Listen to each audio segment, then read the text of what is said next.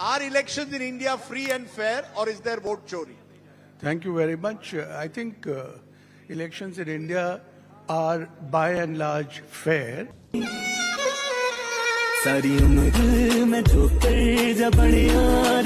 मतलब सार्वजनिक मंच पर ऐसे खुद की बेइज्जती करवाने वाले सवाल राजदीप सरदेसाई ना जाने क्यों पूछते हैं। देखिए, कांग्रेसी इकोसिस्टम का वोट चोरी कैंपेन तो फ्लॉप शो हो चुका है। सीएसडीएस के संजय कुमार के खुलासे के बाद इनके पूरी इकोसिस्टम को मुंह की खानी पड़ी जब उन्होंने खुद महाराष्ट्र चुनाव के मतदाता सूची में हुए एरर को लेकर माफी मांगी, तो कांग्रेसी इकोसिस्टम का ये पूरा कैंपेन ही खत्म हो गया। कांग्रेसी नेताओं ने अपने अपने ट्वीट डिलीट करके सरेंडर कर दिया, पर वो कहते हैं ना कि चाय से गरम केतली होती है। ऐसे में राजा सरेंडर भी कर दे तो चारों सिपाही कहां मानने वाले। राजदीप ने भी यही साबित किया और उन्होंने लगभग मर चुके प्रोपेगेंडा में जान फूंकने की कोशिश की और उस कैंपेन को फिर से रिवाइव करने का प्रयास किया। जी हाँ, संजय कुमार और सीएसडीएस शक के दायरे में आ गए तो इस बार उन्होंने फॉर्मर इलेक्शन कमिश्नर के कंधे पर रखकर बंदूक चलाने का काम किया, और वह भी सीधा मीडिया से मिले सार्वजनिक मंच से। देखिए, हाल ही में हुए इंडिया टुडे कॉन्क्लेव में राजदीप जी ने हमें डिसअपॉइंट ना करते हुए कांग्रेस के चुनाव आयोग पर टिप्पणी करने वाली प्रक्रिया को आगे बढ़ाते हुए कुछ प्रश्न पूछे, जिनका फैक्ट चेक भी फॉर्मर ईसीज ने सार्वजनिक मंच पर ही कर दिया और राजदीप के एजेंडे को वहीं धाराशाही कर दिया। सबसे पहले सवाल तो ये था कि ये जो भारत में हो रहे चुनाव, क्या ये फ्री और फेयर है या कोई वोट चोरी है? तो उस पर farmer election commissioner Ashok Lavasa ने क्या जवाब दिया, आप यहाँ सुनिए। Elections in India are by and large fair.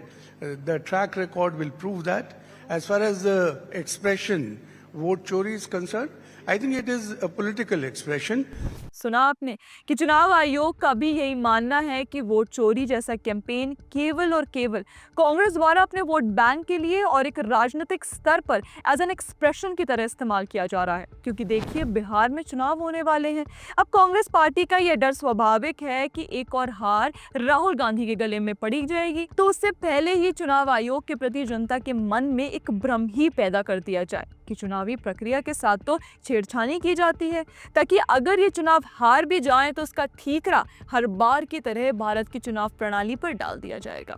Party की मदद के लिए आगे आए राजदीप सरदेसाई हमेशा की तरह आगे आते हैं। वे चाह रहे थे कि अगर कांग्रेस की एक और हार की रक्षा के लिए किए जा रहे प्रोपेगेंडा पर पूर्व चुनाव आयुक्तों की मोहर लग जाए तो ये सोने पर सुहागा जैसी बात होगी। लेकिन अफसोस ये कि इनका ही फैक्ट चेक होता चला गया।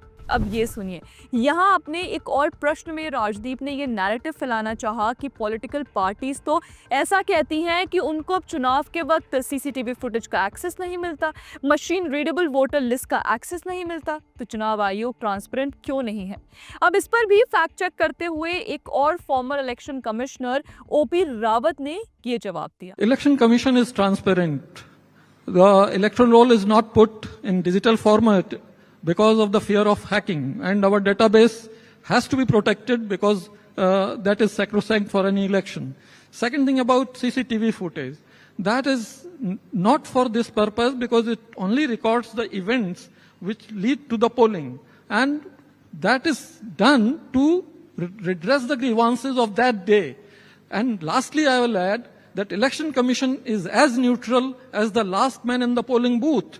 तो सुना आपने कि चुनाव आयोग हैकिंग ना हो जाए इसलिए पब्लिक डोमेन में सारी इंफॉर्मेशन नहीं रखती और वे बाकी अपने हर प्रोसेस को लेकर ट्रांसपेरेंट और न्यूट्रल रही है। इसी में आगे बढ़ते हुए राजदीप ने चुनाव आयोग के सभी फॉर्मर कमिश्नर्स को घेरते हुए ईवीएम वर्सेस बैलेट पेपर का विवाद भी छेड़ दिया। वही कांग्रेसियों का पुराना ईवीएम हैक ड्रोना राजदीप ने भी शुरू कर दिया, जिस पर आप सुनिए कैसे ईवीएम की तारीफ करते हुए उसे एकदम सेफ एंड सिक्योर बताया गया।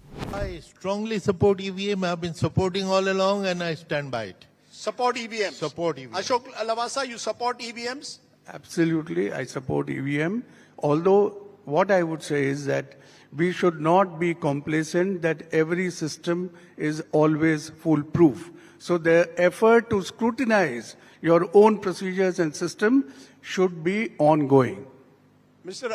Rawat, do you support EVMs? Within the Election Commission's administrative and security system, EVM is the safest bet. अब देखिए कैसे राजदीप के इन्हीं सवालों और चुनाव आयोग के फॉर्मर कमिश्नर्स के जवाबों को पकड़कर कांग्रेस प्रवक्ता सुप्रिया श्रीनेत ने कल एक ट्वीट करते हुए फिर से भारत के चुनाव प्रणाली पर कटाक्ष किया। तो दोस्तों देखा आपने कैसे राजदीप सरदेसाई ने कांग्रेस के वोट चोरी नैरेटिव को फिर से रिवाइव करने की कोशिश की, लेकिन हर बार की तरह इस बार भी खुद चुनाव आयोग ने सार्वजनिक मंच पर उनकी पोल खोल दी। लेकिन यही तो सर्कुलर साइटेशन की प्रक्रिया है, जहां कांग्रेस फ्रेंडली पत्रकार जनता के बीच बेबुनियाद सवाल उठाकर भ्रम फैलाने की कोशिश करते हैं। वोट चोरी की झूठी साजिश चलाने की पूरी रणनीति को CSDS के संजय कुमार के खुलासे से पहले ही नाकाम कर दिया गया था। अब इंडिया टुडे के मंच का सहारा लेकर राजदीप सरदेसाई उसी को रिवाइव करना चाहते हैं। लोकतंत्र का मजाक उड़ाने वाले ऐसे नैरेटिव को जनता के बीच फैलाने की कोशिश कामयाब ना होना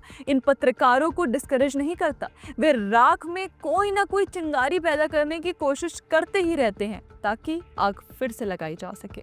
दोस्तों इसको लेकर आपका क्या कहना है हमें कमेंट सेक्शन में जरूर बताएं। बाकी ऐसे और वीडियोस के लिए आप हमारे चैनल को सब्सक्राइब भी कर लें। जय हिंद।